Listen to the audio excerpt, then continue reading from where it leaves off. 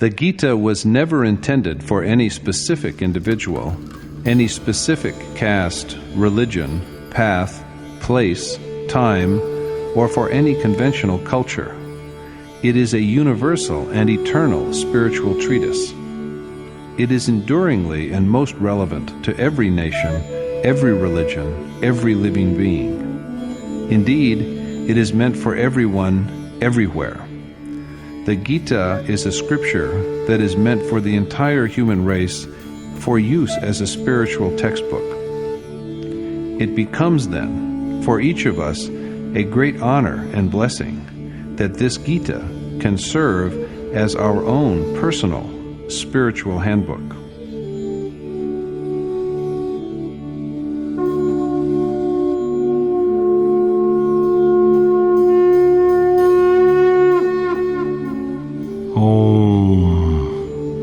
Shri Paramatmane Namaha. Yatart Gita. Srimad Bhagavad Gita. Chapter 3. Urging the Enemy's Destruction. In Chapter 2, Krishna told Arjuna that the knowledge he had discoursed upon was related to the way of knowledge. And what is that knowledge, except that Arjuna ought to fight? If he is a victor, he will be rewarded with the most exalted state, and even in defeat, he will have a godly existence in heaven. Krishna then explained the same knowledge in relation to the way of selfless action, by which Arjuna could be completely free from the compulsions of action. He also indicated the characteristic features of the way and stressed the essential precautions that have to be observed in the course of such action. So he thought the way of knowledge easier and more readily accessible than the way of selfless action, and wished to know why Krishna was urging him to engage in such a dreadful act as killing his own kinsman, although Krishna himself believed the way of knowledge to be superior to the way of selfless action.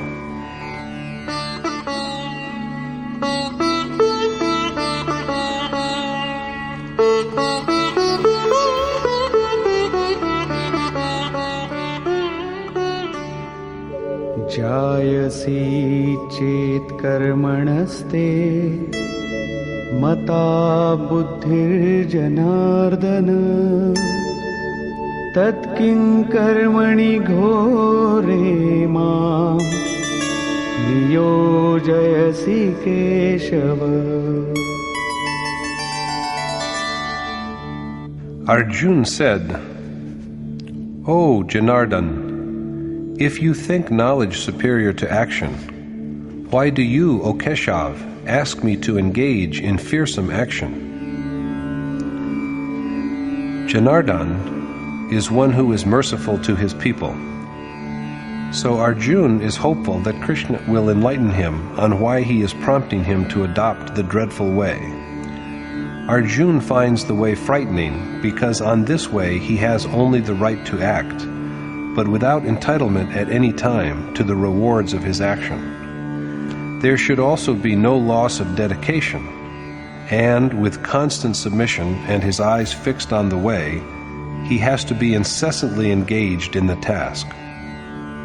Has not Krishna promised him that following the way of knowledge, he will, in the case of victory, attain to the Supreme Spirit, whereas even in the event of defeat, he will be privileged to lead a godly life. Moreover, he has to proceed on the way only after a due evaluation of his assets and liabilities. So he finds knowledge easier than selfless action, and he begs of Krishna.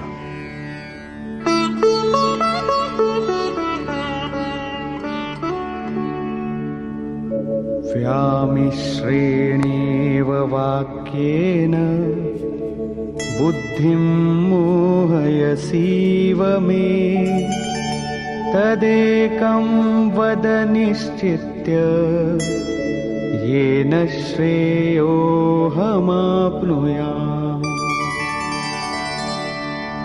Since your complex words are so confusing to my mind, kindly tell me the one way by which I may attain to the state of blessedness.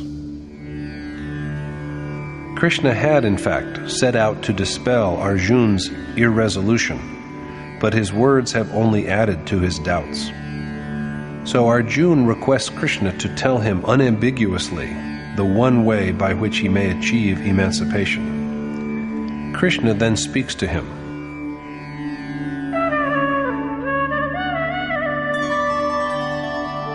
Lokesmin dvividha nishtha pura prokta maya nagha jnana yogena sankhyana karmayogena yogina.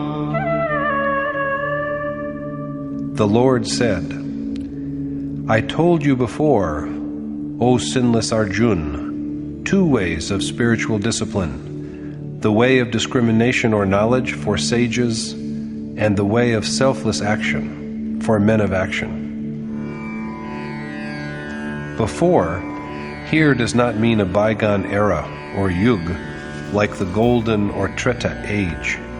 It rather refers to the last chapter in which Krishna had spoken of the two ways, recommending the way of knowledge for men of wisdom and the way of selfless action for those who are actively engaged in the task that will finally make them one with God. In both the ways, action has to be performed, so action is an essential.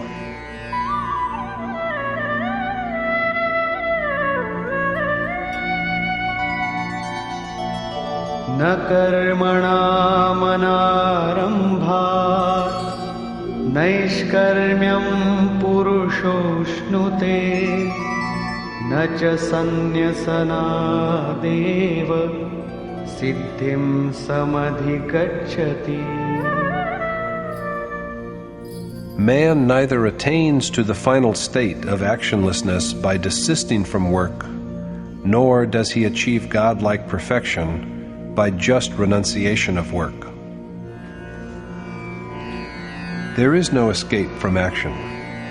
Neither can a man achieve the state of actionlessness by not commencing work, nor can he attain to the state of divine perfection by merely giving up an undertaken task. So whether Arjuna prefers the way of knowledge or the way of selfless action, he has to toil alike for each of them. Usually, at this point, seekers on the way to God begin to look for shortcuts and escapes. We have to be on our guard against the common misconception that we become selfless doers just because we do not undertake any work. That is why Krishna emphasizes the point that one does not achieve the state of actionlessness by just not beginning work. The point where both good and evil deeds cease completely, where alone there is true actionlessness, can be reached only through action. There are the misguided ones, on the other hand, who believe that they are unconcerned with action because they are men of intellect and discernment, and because there is no action as such on their chosen path. But they who renounce action under such an impression are not really men of wisdom. Just renunciation of an undertaken task cannot lead anyone to the attainment of realizing and becoming one with God.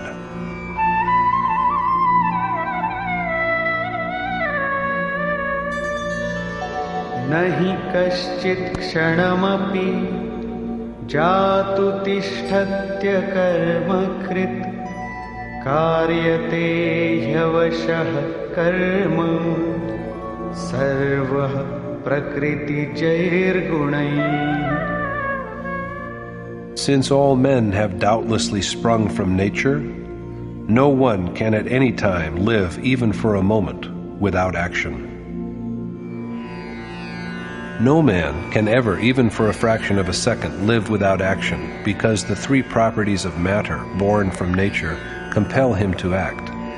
As long as nature and its properties are, no man can be without action. Krishna says in the 33rd and 37th verses of chapter 4 that all actions cease to be and dissolve into the most exalted knowledge.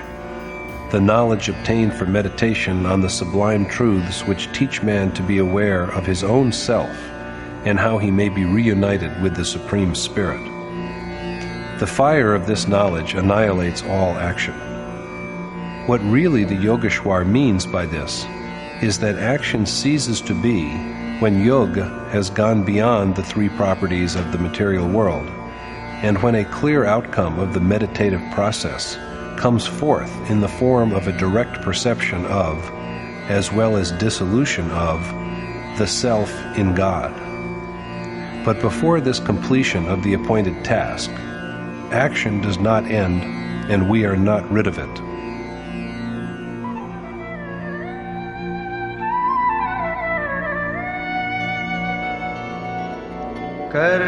कर्मेन्द्रियाणि संयम्य य आस्ते मनसा स्मरन् इन्द्रियार्थान् विमूढात्मा मिथ्याचार स उच्यते. That deluded man is a dissembler who apparently restrains his senses by violence, but whose mind continues to be preoccupied with objects of their gratification. Such ignorant men who dwell upon sensual objects while restraining the senses outwardly by Hatha Yoga are false men, and not the men of wisdom at all. It is evident that such practices were prevalent in the age of Krishna also. There were some who, instead of practicing what ought to be practiced, just restrained their senses by unnatural means and claimed that they were wise and perfect. But according to Krishna, such people are cunning liars. Whether our preference is the way of discrimination or the way of selfless action, work has to be undertaken for each of them.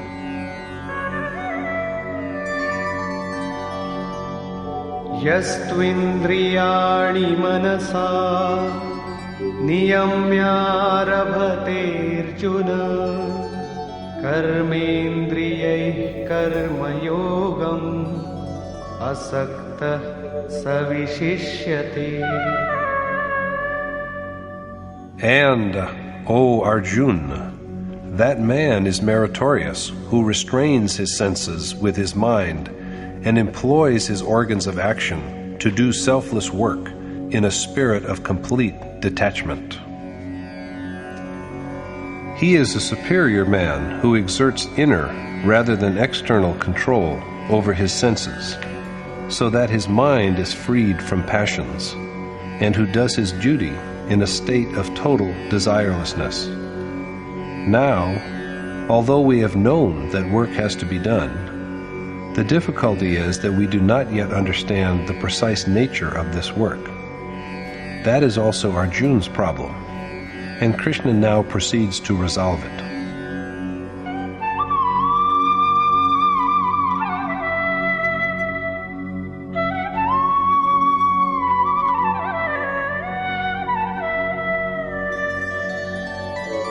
Niyatam kuru karma tvam karmajayo hyakarmanah sharirayatra pichate na prasiddhyeda karmanah.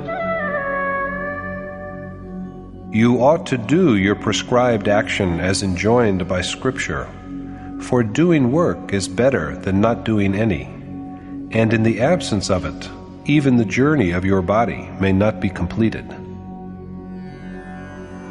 Arjuna is prompted to do the prescribed or ordained action, the appointed task, which is distinct from all other kinds of work.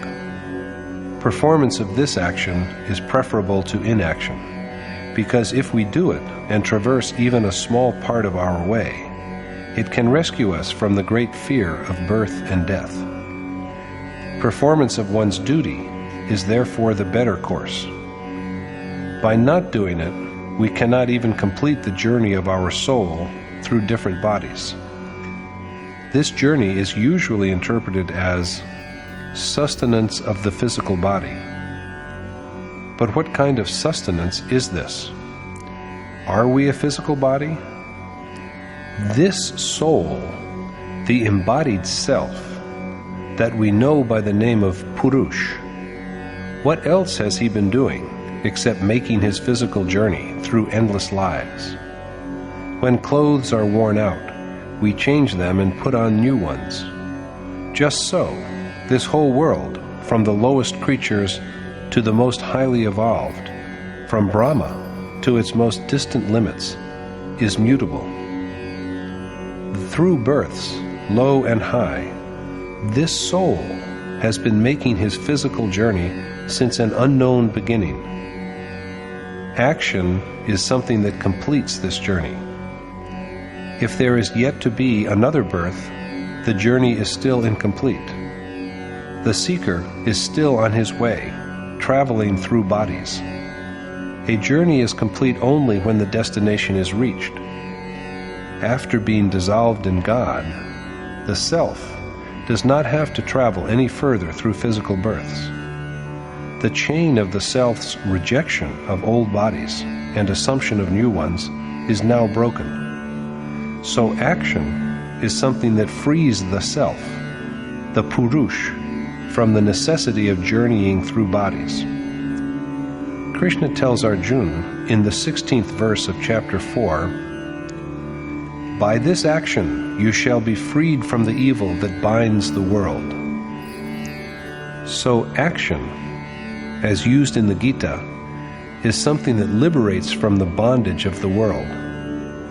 However, the question of what this ordained action is still remains unresolved. Krishna now begins to answer the question.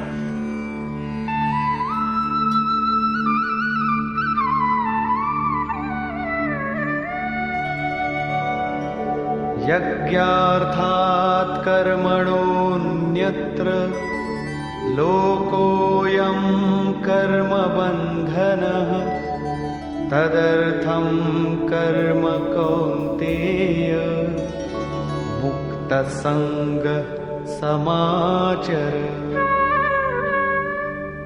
Since the conduct of yajna is the only action, and all other business in which people are engaged are only forms of worldly bondage, O son of Kunti, be unattached and do your duty to God well. Contemplation of God is the only real action. That conduct is action, which enables the mind to concentrate on God. It is a prescribed act, and according to Krishna, tasks other than this are only forms of worldly bondage. Anything other than the performance of this yajna is a form of slavery rather than action. It is important to remind ourselves once more of Krishna's injunction to Arjuna that he shall be freed from the evils of the world only by doing the one real work. The accomplishment of this work, of yajna, is action, and Arjuna is urged to do it well in a spirit of detachment. It cannot be performed without disinterest in the world and its objects. So, the conduct of yajna is action. But another question now arises is what this worthwhile act of yajna is. Before we proceed, let us recall what Krishna has said of another aspect of action, that it is a prescribed or ordained conduct, and that what is usually done in its name is not true action. The term action was first used in chapter 2. Its characteristic traits, as well as the precautions needed for it, were pointed out. But the nature of this action has remained unspecified. In chapter 3, Krishna has so far said that no one can live without action. Since man lives in nature, he must act. Nevertheless, there are people who restrain their sense organs by use of force, but whose minds are still occupied with objects of the senses. Such people are arrogant, and their efforts are vain. So Arjuna is told to restrain his senses, to perform the ordained action. But the question yet remains, what action should he perform? He is told that the accomplishment of yajna is action. But that is not really answering the question. True that yajna is action, but what is yajna? In the present chapter, Krishna only points out the origin and special features of yajna, and it is only in chapter 4 that he will elaborate the concept of the action which is fit to be done. A proper understanding of this definition of action is the key to our comprehension of the Gita. All men are engaged in some work or the other, but that is different from true action. Some of them do farming, while others are engaged in trade and commerce. Some hold positions of power, while others are just servants. Some profess that they are intellectuals, while others earn their living by manual labor. Some take up social service, while others serve the country. And for all these activities, people have also invented contexts of selfishness and selflessness. But according to Krishna, they simply are not what he means by action. Whatever other than yajna is done is only a form of worldly bondage, not true action. The performance of yajna is the only real action. But instead of explaining what yajna is, he now dwells upon its genesis.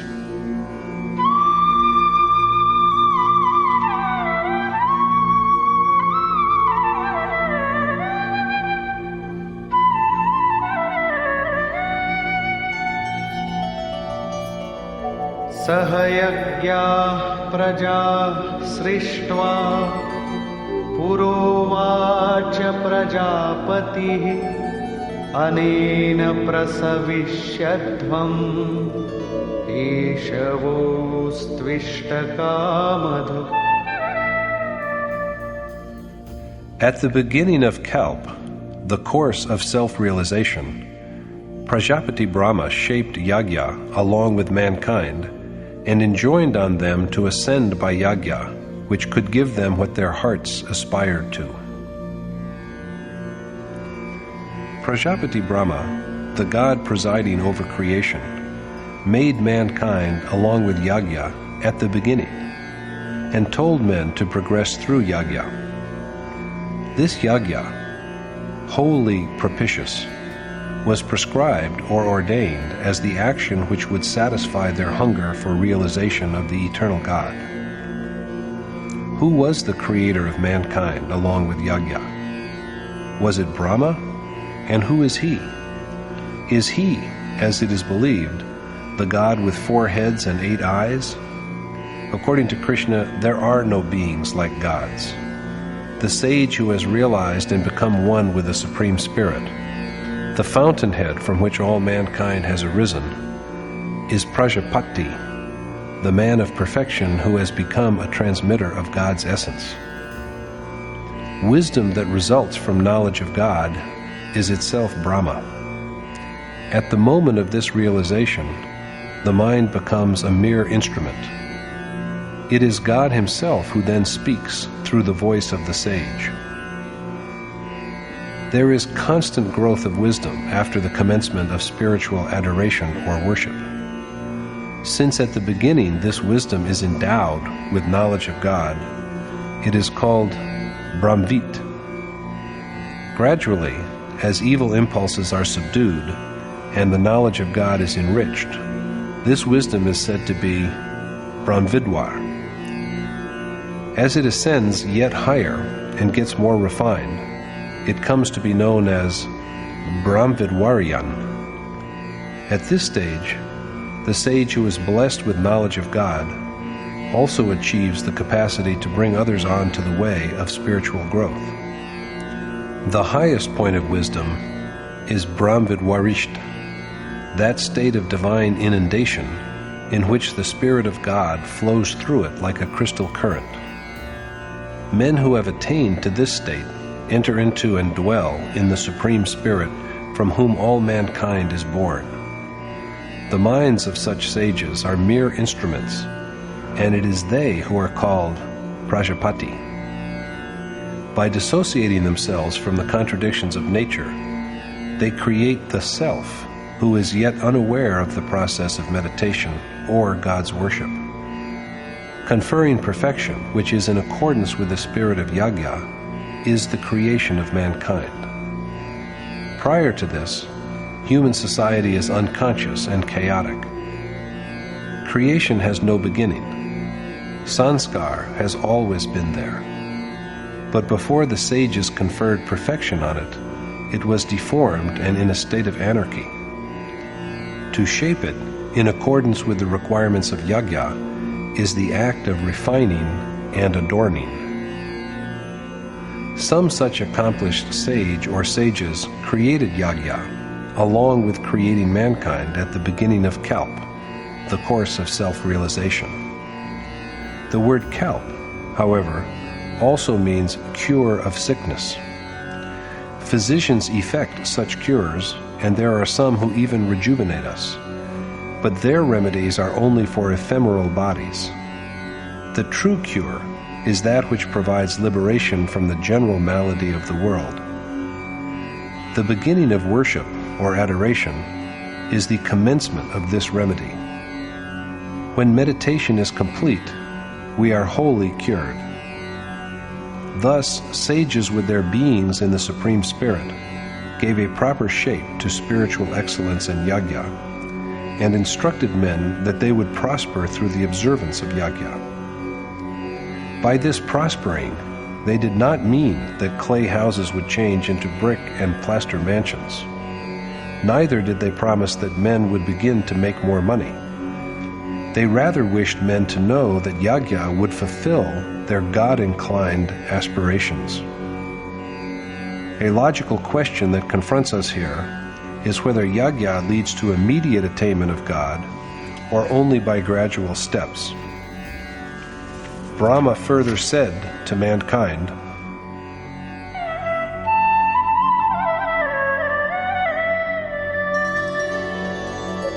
Devan bhavayatanena te deva bhavayantu vah parasparam bhavayantah shreyah paramavapsyatha.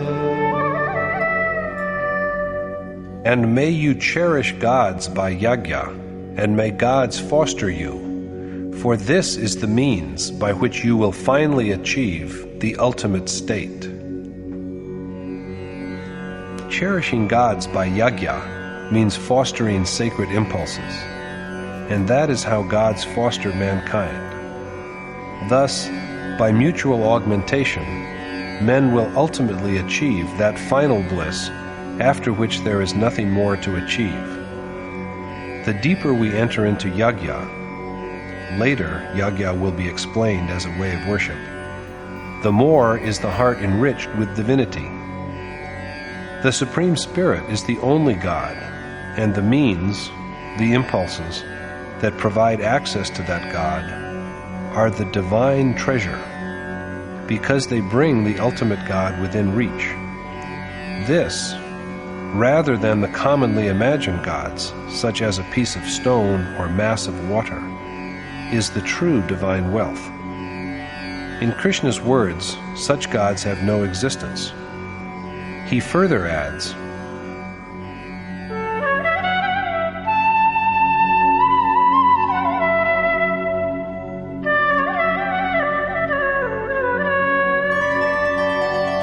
Ishtan bhogan nivo deva dasyante yajna bhavita tairdattana pradayebhyo yo bhunkte stena eva sah.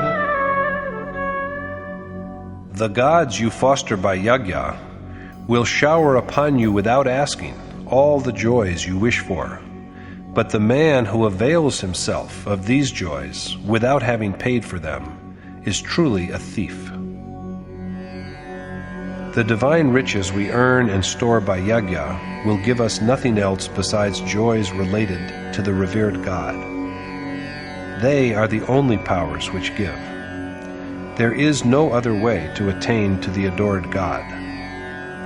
The man who tries to enjoy this state without making an offering of divine riches, the righteous impulses, is doubtless a thief who is given nothing. And since he gets nothing, what is there for him to enjoy? But he pretends all the same that he is perfect, a knower of the essence. Such a braggart is shy of the path of righteousness, and so he is truly a thief, albeit an unsuccessful one. But what do those who attain gain?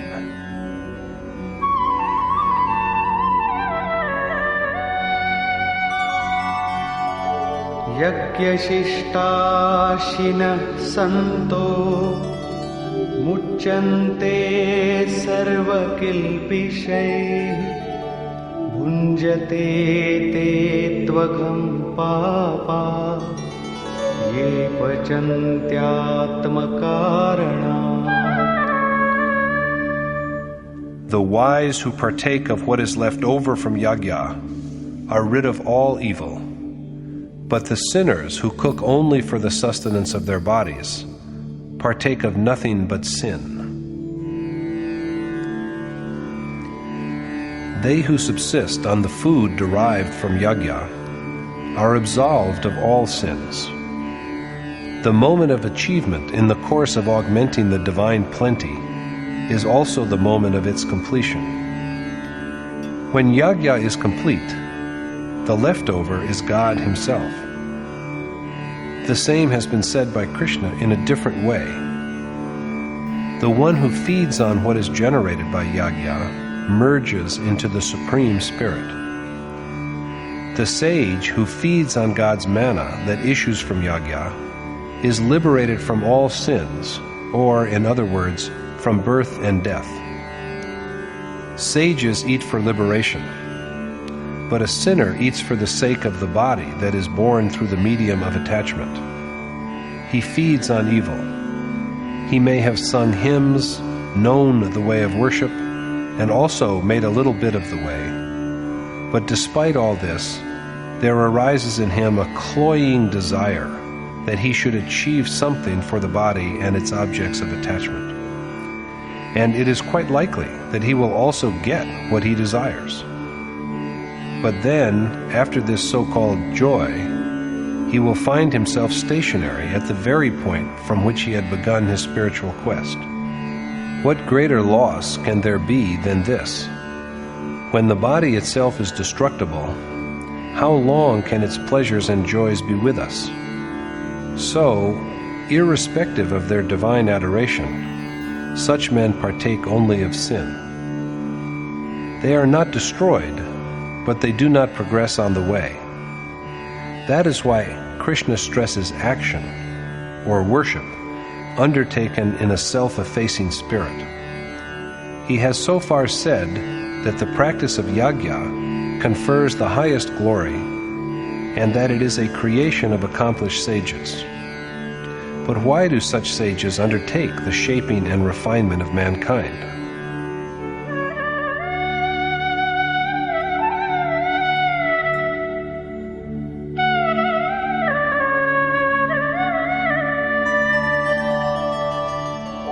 अन्नाद् भवन्ति भूतानि पर्जन्यादन्नसम्भवः यज्ञाद् भवति पर्जन्यो यज्ञः कर्म समुद्भवः कर्म ब्रह्मोद्भवं विद्धि ब्रह्माक्षरसमुद्भवम् तस्मात् सर्वगतं ब्रह्म नित्यं यज्ञे प्रतिष्ठितम्. All beings get their life from food. Food grows from rain. Rain emerges from yajna, and yajna is an outcome of action. Be it known to you that action arose from the Ved, and the Ved from the indestructible Supreme Spirit, so that the all-pervasive, imperishable God is ever present in Yagya. All creatures are born from food. Food is God Himself, whose breath is life. A man turns to Yagya with his mind fixed on that divine manna.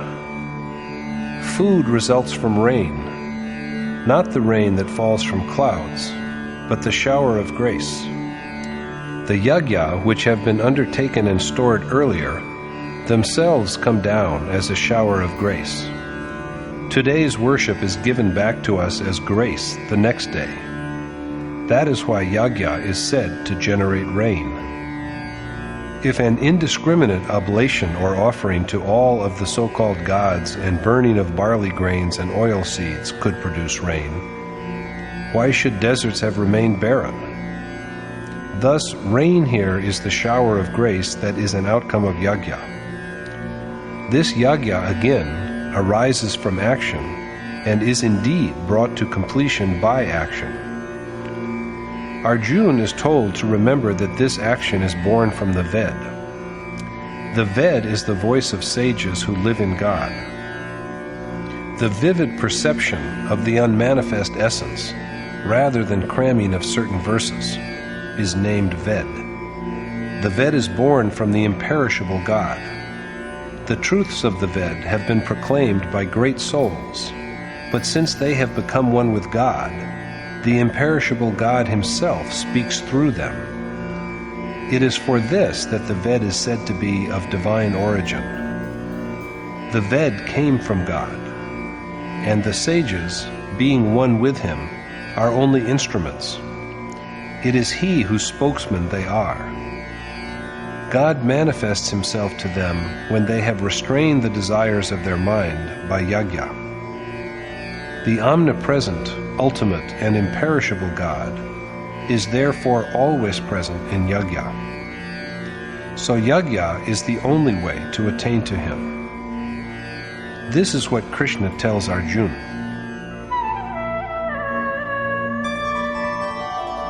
Evam pravartitam chakram nanuvartayati hayah aghayurindriya ramo mogham partha sajivati.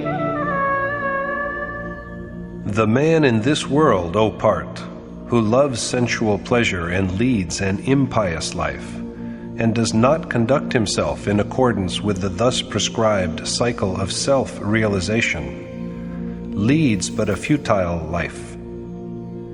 The pleasure-loving sinful man, who, despite his birth in human form, does not conduct himself in keeping with the means of the ordained action, or, to put it differently, does not follow the way of attaining to the state of immortality through fostering gods and so also himself by tending the divine riches of his nature, lives but in vain.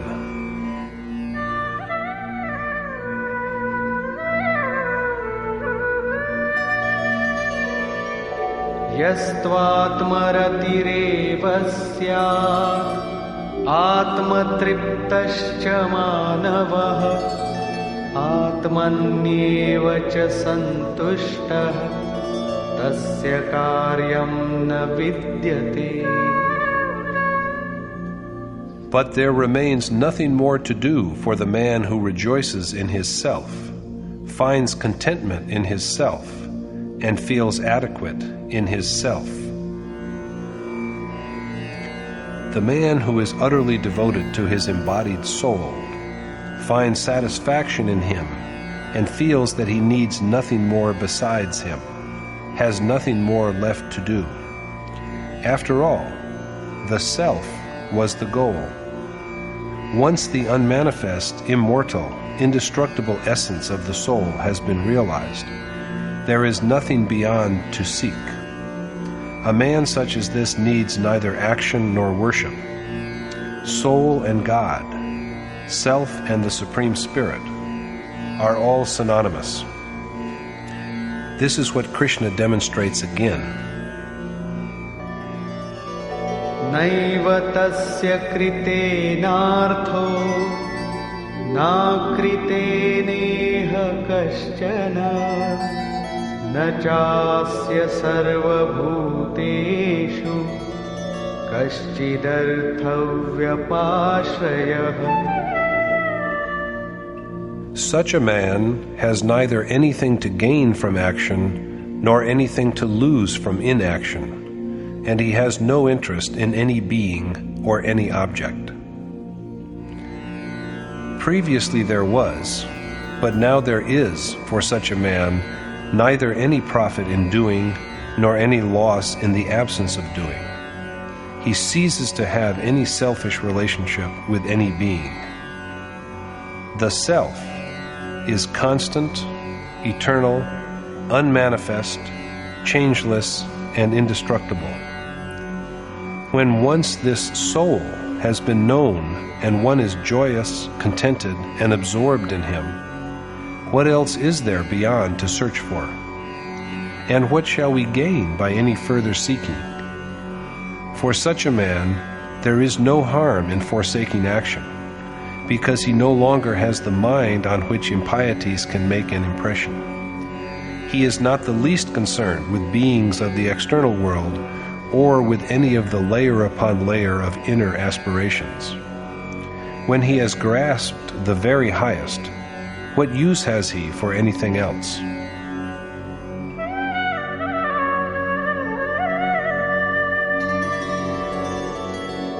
Tasmadasaktah satatam karyam karma samachara asakto hyacharan karma paramapnoti purusha.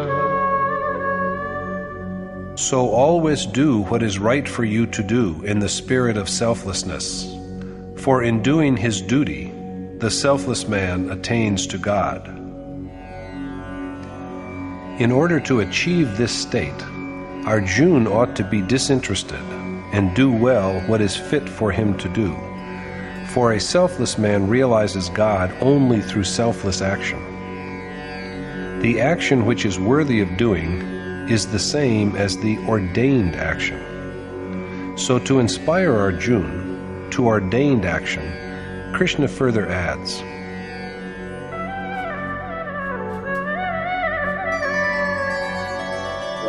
Karmanaiva hi samsiddhim asthita janakadayah lokasangrahamevapi sampashyan kartumarhasi. Since sages such as Janak had also attained to the ultimate realization by action, and keeping in mind as well the preservation of the God-made order, it is incumbent upon you to act. Janak here does not mean the king of Mithila. Janak is an epithet of father, the giver of life. Yoga, the way by which the individual soul may be united with the Supreme Spirit and thus secure absolution, is Janak, for it brings out and manifests the embodied soul. All those who are endowed with yoga are sages like Janak.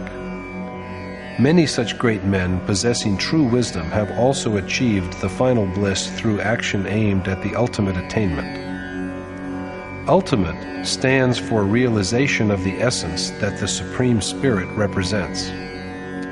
All great saints, such as Janak, have attained to the state of ultimate realization through performance of the action which is yajna. But after attainment, they act with the welfare of the world in view. They work for the betterment of mankind.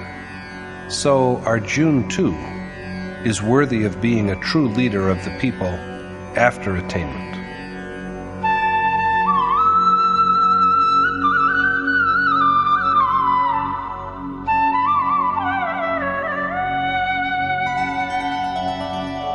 यद्यदाचरति श्रेष्ठः तत्तदेवेतरो जनः स यत्प्रमाणं कुरुते लोकस्तदनुवर्तते. Others emulate the actions of a great man and closely follow the example set by him. The man who has known his self and who finds joy and contentment in his embodied soul has nothing to gain from action, nor anything to lose from inaction. But on the other hand, there are instances of men of true attainment, such as Janak, and others who were assiduously engaged in action. In the following verse, Krishna also unobtrusively compares himself with those great men to suggest, I too am a great soul like them.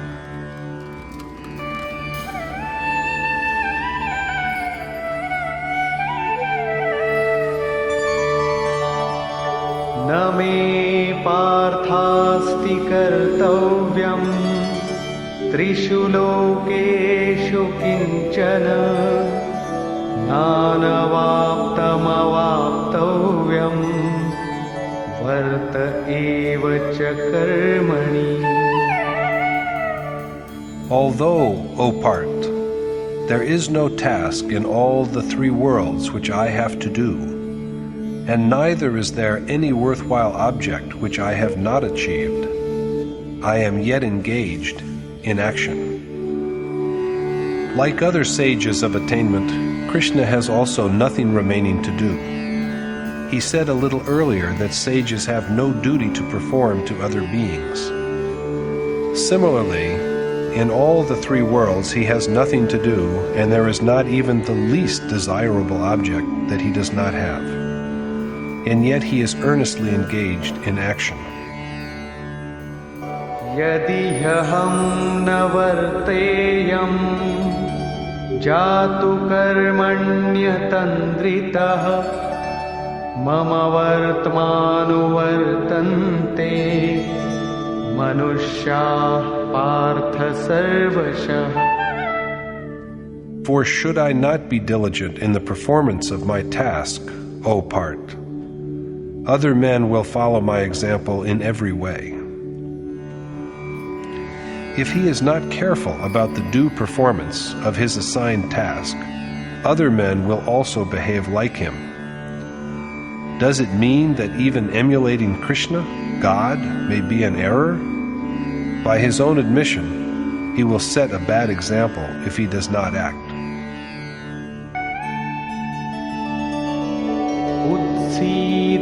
Utsideyurime loka न कुर्यां कर्म चेदहं संकरस्य च कर्ता स्याम् उपहन्यामि माः प्रजाः. If I do not perform my action well, the whole world will perish, and I shall be the cause of Varnsankar, and so a destroyer of mankind.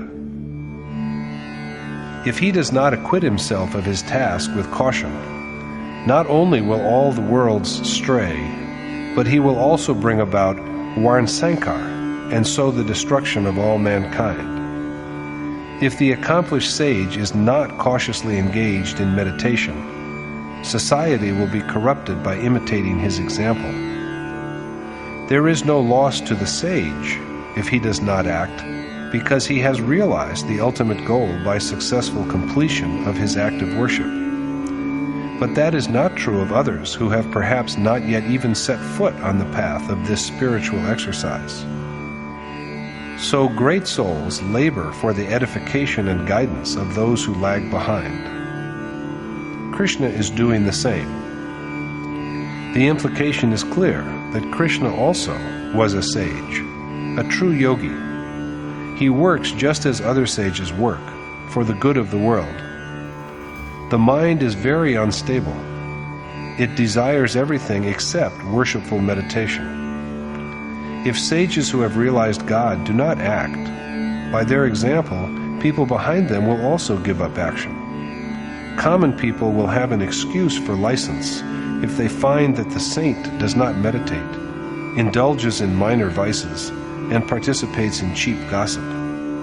Disillusioned, they will withdraw from worship and fall into impiety. That explains why Krishna says that if he does not do his appointed duty, all mankind will fall from grace, and he will be the cause of Varnasankar. According to Arjuna, there is a destructive intermingling of disparate classes when women grow unchaste. In chapter 1, he was troubled by the fear that there would be Varnasankar if women lost their virtue. But Krishna refuted him and affirmed that there would be Varnasankar only if he, Arjuna, was not assiduously engaged in his appointed task. In fact, God himself is the true Varna, or quality, of self. Straying from the path that takes one to the eternal God is, therefore, the aberration called Varnasankar.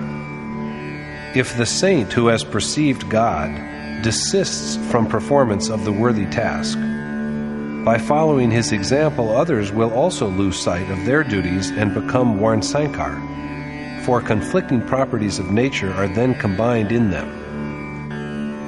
It is in this sense that a sage is the cause of destruction of mankind if he does not induce others to act, while he is himself earnestly engaged in his prescribed task. Realization of the indestructible God, the root from which everything is born, is life, whereas to be engrossed in the innumerable objects of nature and stray from the divine path is death. So that sage who does not induce other men to walk along the path of action is a destroyer, verily a murderer of humanity. He is a destroyer of mankind if he does not check the frittering away of minds and senses and compel other men to keep to the right path. He is then an embodiment of violence. True nonviolence is cultivating one's own self and simultaneously also urging others to spiritual discipline and growth. According to the Gita, physical death is only a change of perishable bodies, and there is no violence in this. So Krishna tells Arjuna,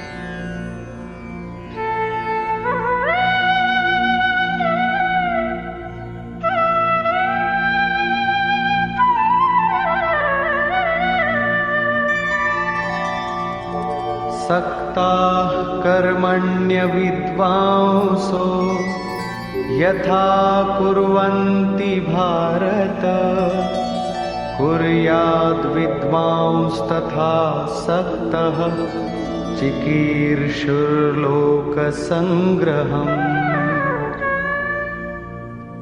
As the ignorant act with a feeling of attachment to their actions, even so, O Bharat, the wise ought to act for the preservation of the divinely established world order. A wise man, selfless and endowed with spiritual knowledge, acts in order to inspire the hearts of other men to act for their own good, just like any selfish and ignorant man. We may be ignorant even though we know the way of and practice yajna. Knowledge is direct perception. So long as we are even in the least removed from God, and He, the desired one, from us, ignorance is present. When this darkness prevails, there is attachment to action and its consequences. The selfless meditate with a devotion which is very much similar to the attachment with which the ignorant do their work. There can be no attachment in men who are unconcerned with doing. But even these sages ought to act for the good of the world and for the strengthening of forces of piety, so that other men take to the right path.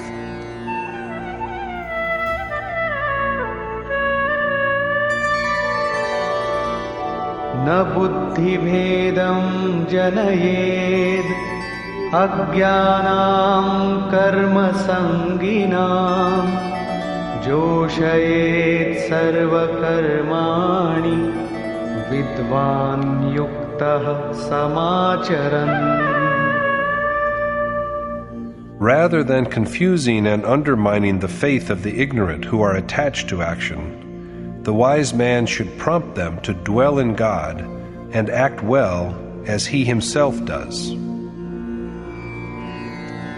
Instead of creating confusions in the minds of the ignorant who are engaged in the performance of the said action, seers who have directly perceived God should be careful that no act of theirs should cause a weakening of other men's dedication. It is the duty of the sage, who is blessed with sublime knowledge, to inspire others to perform the prescribed action in which he himself is so earnestly engaged. This is why, even in extreme old age, my revered teacher used to wake up at 2 a.m. and cough to warn others that he was awake. And then he would begin to call loudly, "Get up, you earthly men!" When all of us had risen and sat down to meditate, he would himself lie down for a while.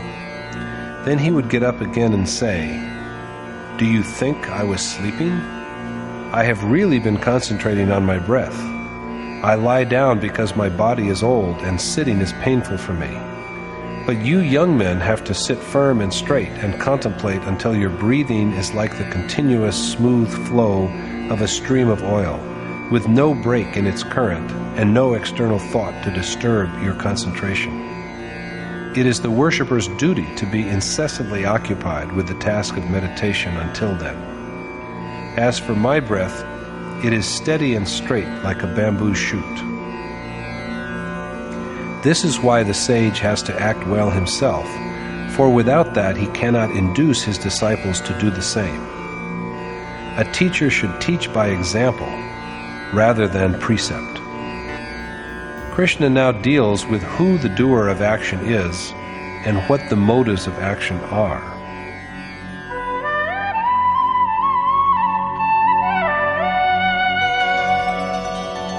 प्रकृते क्रियमाणानि गुणैः कर्माणि सर्वशः अहंकार विमूढात्मा कर्ताहमिति मन्यते.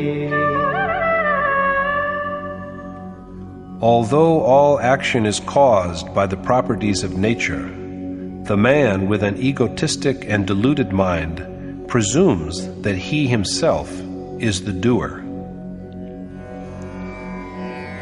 From the beginning to the moment of attainment, all action is performed because of the properties of nature.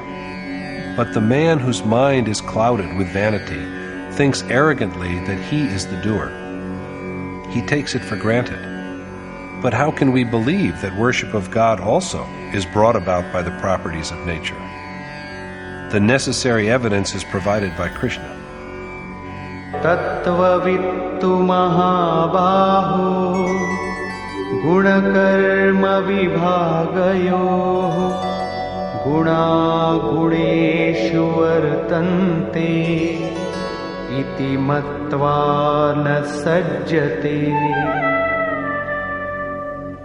But the wise man, who is aware of different spheres of the properties of nature in the form of mind and senses, as well as of their action upon objects, is not a prey to attachment, oh, the mighty armed, because he knows that the mind and senses, gun, dwell upon objects of perception, gun. Seers who have perceived the ultimate essence are aware of the distinction between the properties of nature and action, as also of the fact that these properties are preoccupied with themselves and are disinterested in their action. The word essence here means the Supreme Spirit, rather than the 5 or 25 elements or primary substances that are countable. In Krishna's words, God is the only element. Besides him, there is no other reality. Going across the properties of nature, the sages who dwell in God, the only reality, are enabled to perceive divisions of action according to the properties of nature. If the predominant quality or property is ignorance, or tamas, it shows itself in the forms of lethargy, sleep, and wantonness. In brief, in a general disinclination to action. If the basic property is passion, or rajas, the resulting action is characterized by an unwillingness to retreat from worship and a sense of authority. If the dominating property is virtue, or quality of goodness, sattva, the actions prompted by it bear such traits as concentration of mind, meditativeness, a positive attitude towards experience, continuous thought, and simplicity. The properties of nature are mutable, so the perceptive sage alone is able to see that the excellence or otherwise of action is determined by the constituent properties. These properties effect their work through their instruments, the senses and their objects.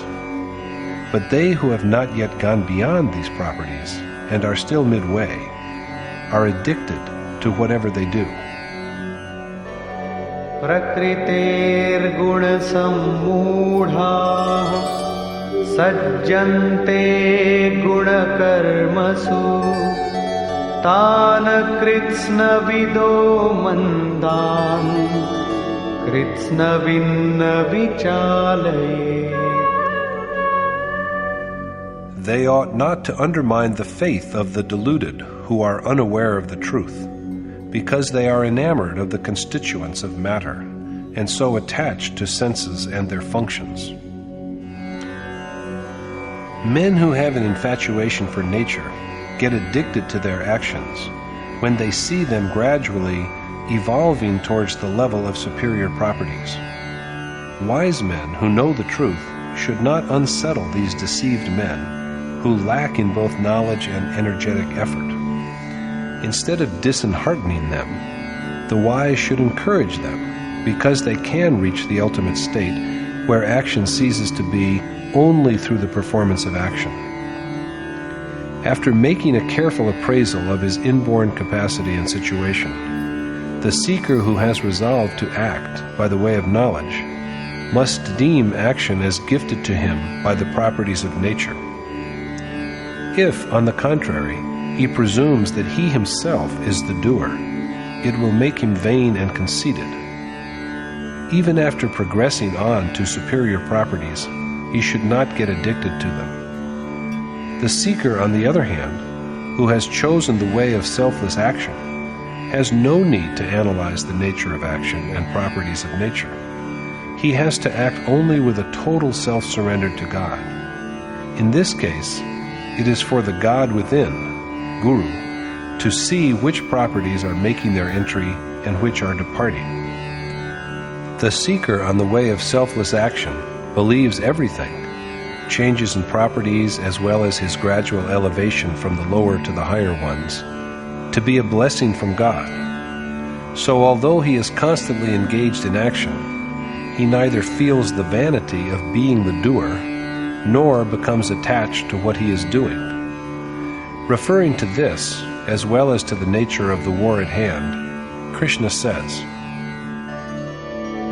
Mayi sarvani karmani sannyasyadhyatma cetasa nirashir nirmamo bhutva yudhyasva vigatajvara.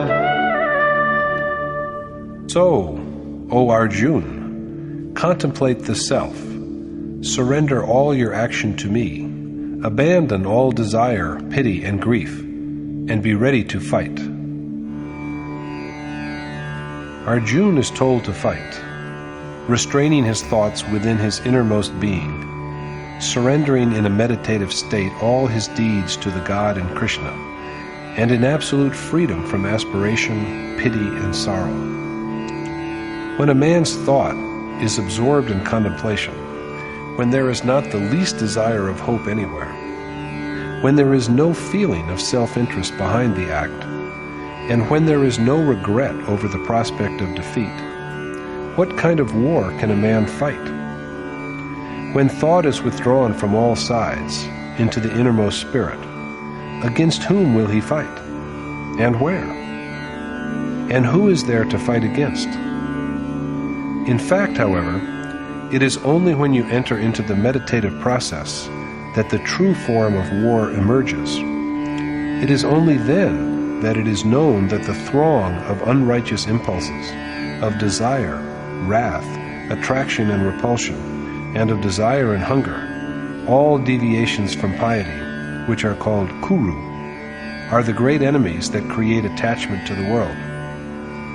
They obstruct the seeker of truth by launching a vicious assault. To overcome them is real war. To subdue them, to contract oneself within one's mind, and to achieve the state of steady contemplation is real war. Krishna again stresses the point.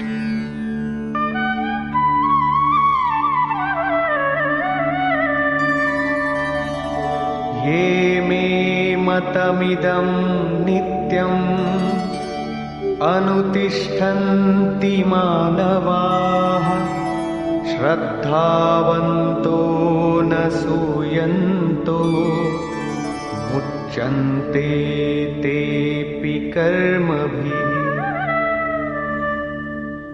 Unquestioning and devoted men who always act according to this precept of mine are liberated from action. Freed from illusion and possessed of feelings of adoration and self-surrender, men who always act in conformity with Krishna's precept that one should fight are also liberated from all action. This assurance of Yogeshwar Krishna is not for a Hindu, Muslim, or Christian, but for all of humanity. His doctrine is that one should make war. The war of the Gita is that of the heart, the innermost self. This is the war between matter and spirit, knowledge and ignorance, Dharmakshetra and Kurukshetra. The more we try to check our thought by meditation, the more the unrighteous impulses emerge as enemies and launch a terrible attack. Vanquishing their demoniacal powers and restraint of thought are at the very center of this war of the divine song. The one who is rid of illusion and engages in the war with faith is perfectly liberated from the bondage of action and of birth and death. But what happens to him who retreats from this war? Ye tvetadabhyasuyanto nanutishtanti me matam sarvagyana vimudhanstam viddhi nashtana chetasaha. Know that skeptical men who do not act in keeping with this precept of mine, because they are devoid of knowledge and discrimination, are doomed to misery. Deluded men, drunk with attachment and lacking in discrimination, who do not follow the teaching of Krishna, or who, in other words, do not wage war in a state of meditation in which there is complete self-surrender, as well as freedom from desire, self-interest, and grief. These men are deprived of the ultimate bliss. If this is true, why don't people invariably do so? Krishna accounts for it thus. Sadrisham cheshtate swasyaha prakriter jnanavanapi prakritim yanti bhutani nigraha kinkarishyati. Since all beings are constrained to act in conformity with their natural disposition, and the wise man also strives accordingly, of what avail can violence with nature be? All beings are dominated by their governing property and act under its compulsion. The sage who is blessed with perception also makes his efforts in accordance with his nature. Ordinary men abide in their actions, and the wise in their self. Everyone acts according to the inescapable demands of his nature. This is a self-evident and incontrovertible truth. It is for this reason that, according to Krishna, men do not follow his teaching, even though they know it. Unable to overcome desire, self-interest, and sorrow, or, in other words, attachment and aversion, they fail to act in the prescribed way. Krishna also points out another reason.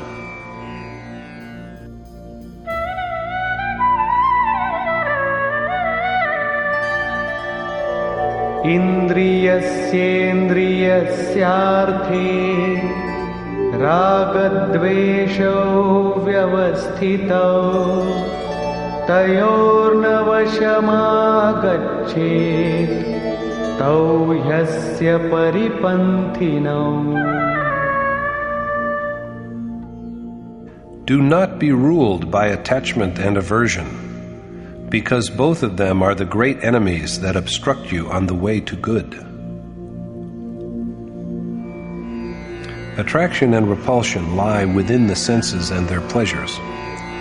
One should not be dominated by them, because they are formidable enemies on the way that leads to good and liberation from action.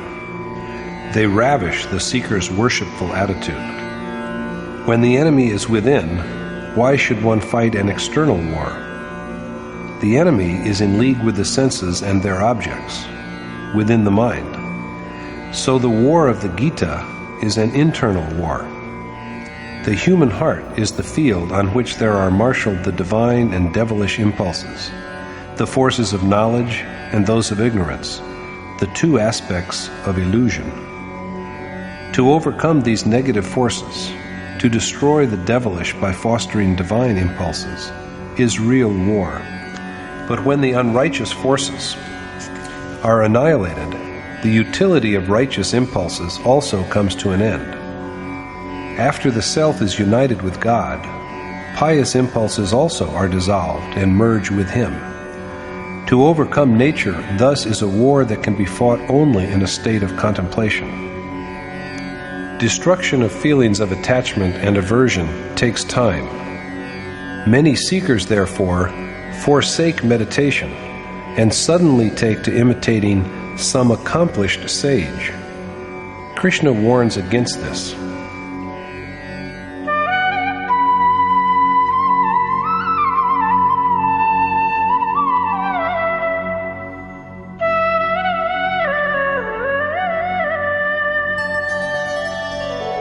Shreyan swadharmo vigunah paradharmat svanushtita swadharme nidhanam shreyah paradharmo bhayavah.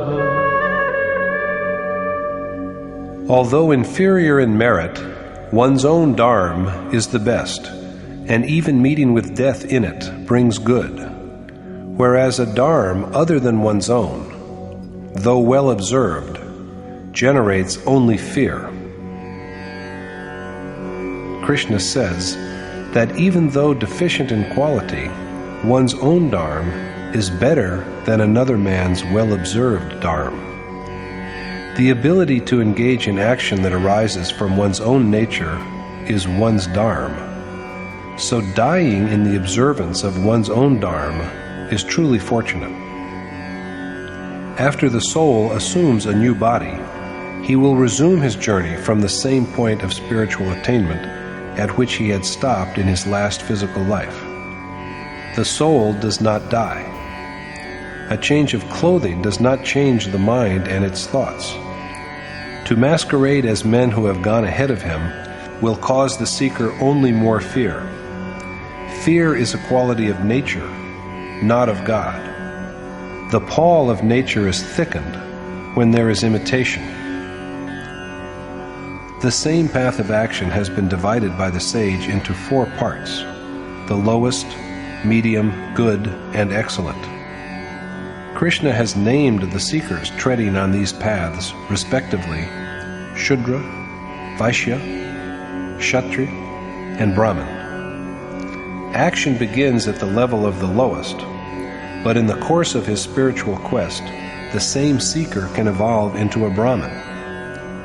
Further than this, when he is united with God, there remains neither Brahman, nor Kshatriya, nor Vaishya, nor Shudra, but only pure intelligence, the eternal and changeless Supreme Spirit. He then transcends all these classes. Krishna says that he has created the four classes, but, as it was pointed out earlier, the classification was on the basis of action, rather than according to birth. But what is that action which forms its basis? Is it what is usually done in and for the world? Krishna contradicts this and speaks instead of the ordained task or action. As we have seen, this ordained action is the process called yajna, in which one's breath is offered as sacrifice to another, and all the senses are restrained. All of which is in a true sense the practice of yoga and meditation. The special exercise which takes one to the adored God is meditation. Varn are a division of this act of meditation itself into four categories. A man should begin his quest at the level of his natural ability. This is the inherent dharma. If the seeker imitates those who are superior to and ahead of him, he will be only burdened with fear. He will not be destroyed completely, for in the spiritual enterprise the seed is indestructible. But he will be overwhelmed by terror and impoverished under the burden of the material world. If a student of primary level sits in graduate classes, he cannot become a graduate, although for sure he will forget even the alphabet. Why, Arjuna asks, does man then not act according to his inherent dharma?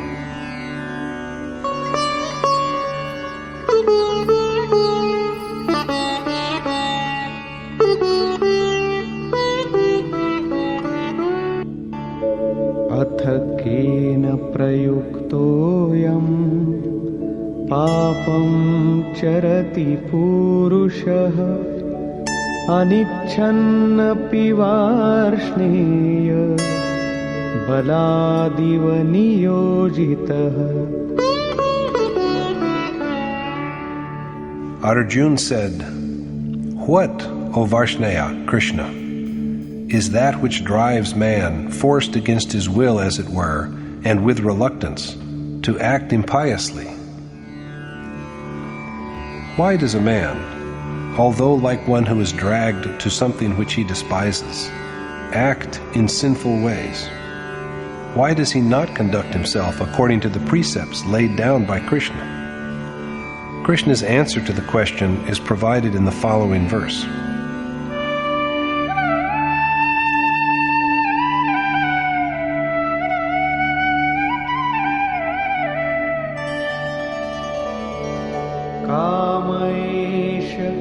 क्रोधेश रजो गुणसमुद्भवः महाशनो महापाप्मा विद्येनमिह वैरिणम्.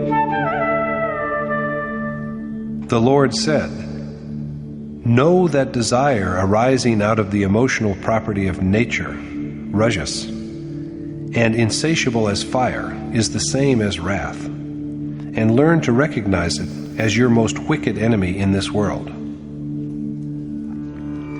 Desire and wrath that spring from the natural property of passion, or rajas, have an insatiable appetite for sensual pleasure, and are the most sinful.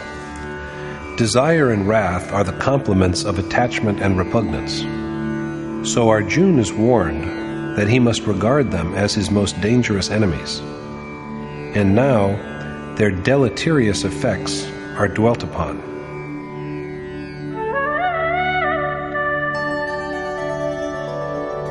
धूमेना व्रियते वह्निः यथादर्शो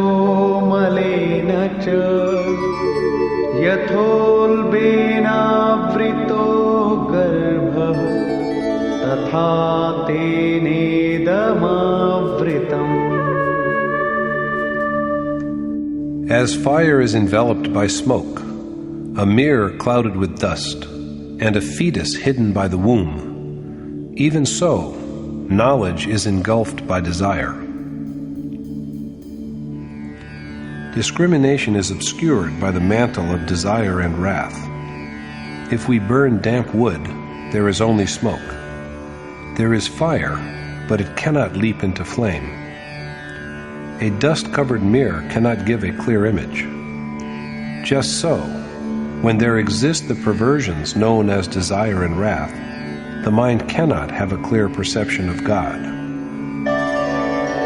Avritam jnanametena jnanino nityavairina kamarupena kaunteya dushpurena nalena cha. And, O son of Kunti, even wise men's discrimination is engulfed by desire, insatiable like fire, and their perpetual enemy. So far, Krishna has named two enemies, desire and wrath, but in the 39th verse he mentions only one of them, namely desire. In truth, the feeling of anger lies within desire. When a task is successfully completed, anger subsides. But when desire is obstructed, anger reappears. So anger resides at the heart of desire. It is important to know where the enemy hides, for knowing this will facilitate a total destruction of the enemy. Krishna expresses his view on the problem.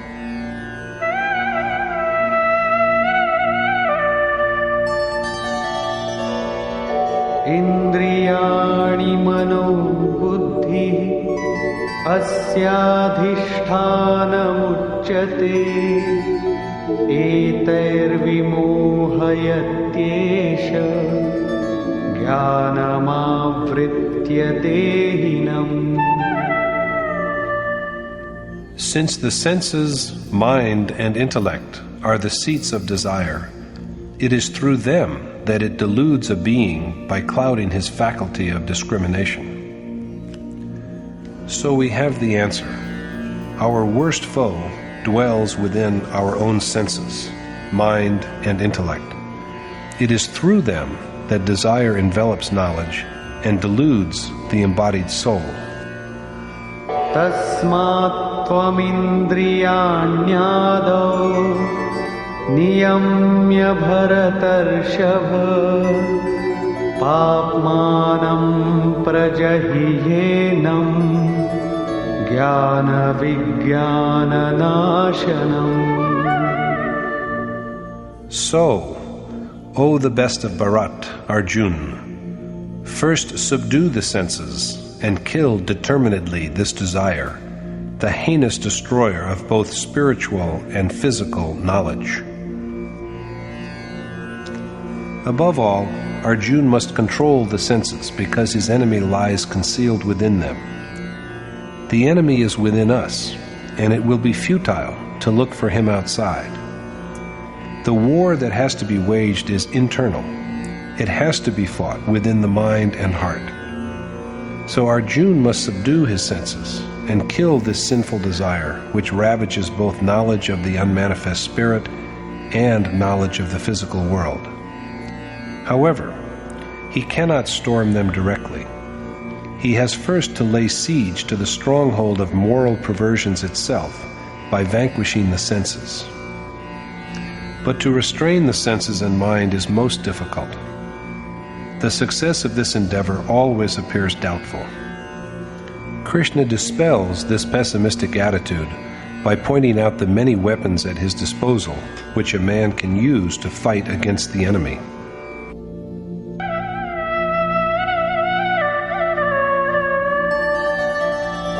Indriyani paranyahu indriyebhyah param manah manasastu para buddhi यो बुद्धेः परतस्तु सः.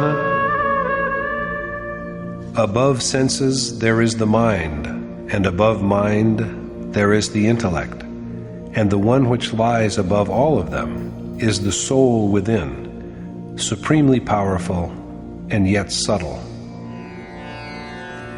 So man is not so helpless after all. He has an armory of plentiful arms with which he can wage war with strength and confidence. He can use his mind against the senses, his intellect against the mind, and above all these there is his soul, all-powerful and yet unmanifest. That soul is the real us, and so we are strong enough to subdue not only our senses, but also our mind and intellect.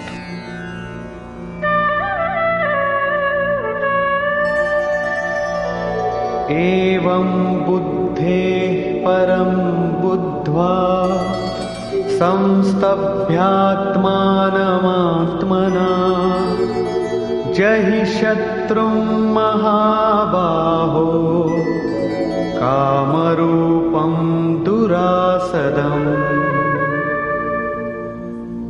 Therefore, O the mighty armed, knowing the soul, subtle and in every respect mighty and meritorious, restrain the mind with your intellect and kill this desire, your most formidable enemy. Possessed of knowledge of the unmanifest and yet mighty soul that is beyond intellect, and after a due appraisal of his innate strength and restraining the mind with his intellect, Arjuna must slay desire, his worst enemy. Arjuna has to kill this enemy after a proper scrutiny of his inherent capacity. Desire is a terrible foe, for it deludes the soul through the senses. So knowing his strength and with confidence in the might of his soul, Arjuna should kill this desire, his enemy. Of course, this enemy is internal, and the war to be waged against it is also internal, of the sphere of the mind and heart.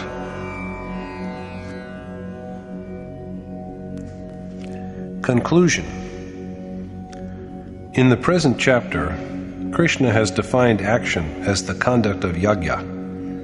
It is certain that yajna is the ordained mode.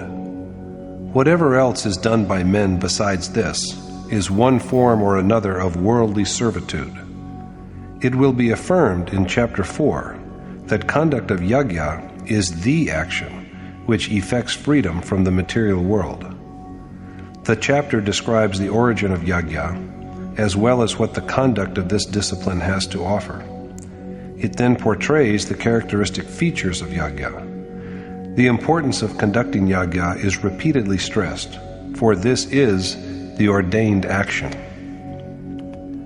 The most detailed portrayal of war is thus found in chapter 3. Verses 30 to 43 are concerned with the setup of war, its inevitability, the certain destruction of those who refuse to fight, the names of the enemies who have to be killed, weighing of one's strength, and the determination to slay the enemies. The chapter thus identifies the enemies and, at the end, also provides the required encouragement to the seeker to destroy these enemies. Thus concludes the third chapter in the Upanishad of Srimad Bhagavad Gita on the knowledge of the Supreme Spirit, the science of yoga, and the dialogue between Krishna and Arjuna, entitled Shatru Vinash Prerna, or Urging the Enemy's Destruction. Thus concludes Swami Adgadanand's exposition of the third chapter of the Srimad Bhagavad Gita in Yatharth Gita. Hari Om Tat Sat.